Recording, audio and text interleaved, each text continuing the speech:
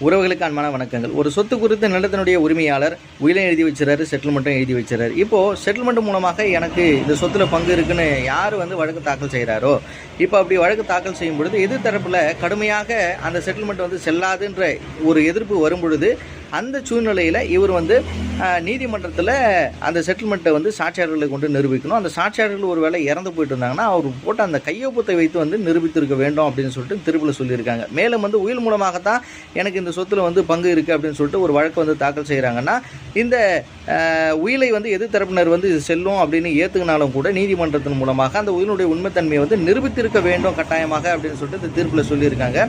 அடுத்தபடியாக ஒரு உயிலை எழுதி வைத்த பிற்பாடு மேலும் இன்னொரு ஆவணத்தை எழுதி வைக்கலாமா என்றால் அதற்கு தடை இருக்கா என்றால் அதற்கு தடை இல்லை அப்படின்னு சொல்லியிருக்காங்க.